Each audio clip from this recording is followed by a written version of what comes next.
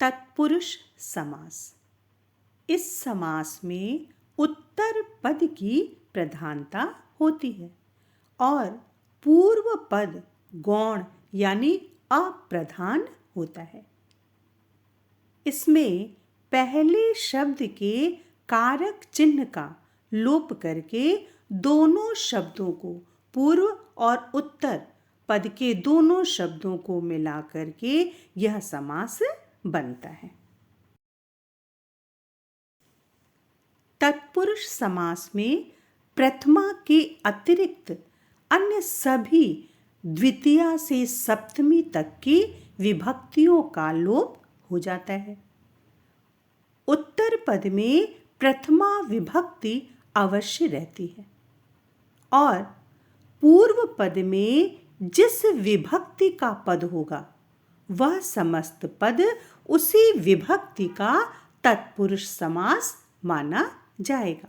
अर्थात पूर्व पद में जिस विभक्ति के चिन्ह का लोप होगा वह समास उसी विभक्ति का तत्पुरुष समास माना जाएगा। द्वितीया तत्पुरुष समास या कर्म तत्पुरुष समास।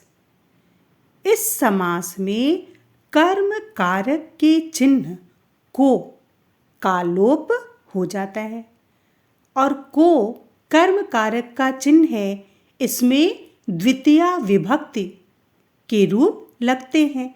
इसलिए संस्कृत में जब हम समस्त पद का समास विग्रह करेंगे तो उसमें द्वितीया विभक्ति का रूप लगेगा। इसीलिए इसे द्वितीया तत्पुरुष समास या कर्म कारक का चिन्ह को होने के कारण कर्म तत्पुरुष समास कहा जाता है। जैसे संस्कृत के इस समस्त पद का ग्राम गतः का अर्थ है गांव को गया हुआ। गांव को कर्म कारक का चिन्ह है और कर्म कारक में द्वितीया विभक्ति लगती है। इसलिए ग्राम का संस्कृत में हो जाएगा ग्रामम, गतः इति ग्राम गत। हिंदी में इसी का ग्राम गत का समास विग्रह होगा ग्राम या गांव को गया हुआ। स्वर्ग प्राप्त संस्कृत के समस्त पद का क्या अर्थ है? स्वर्ग को प्राप्त।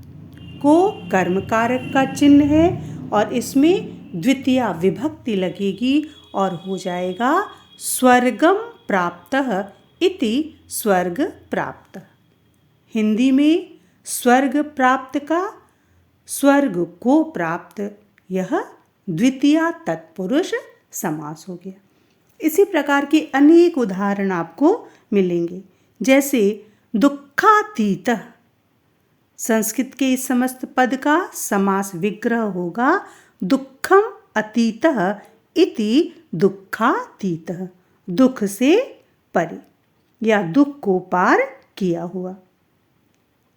इसी प्रकार यश प्राप्तः, यश को प्राप्त, इसका संस्कृत में होगा यशम प्राप्तः इति यश प्राप्त और हिंदी में यश प्राप्त का यश को प्राप्त।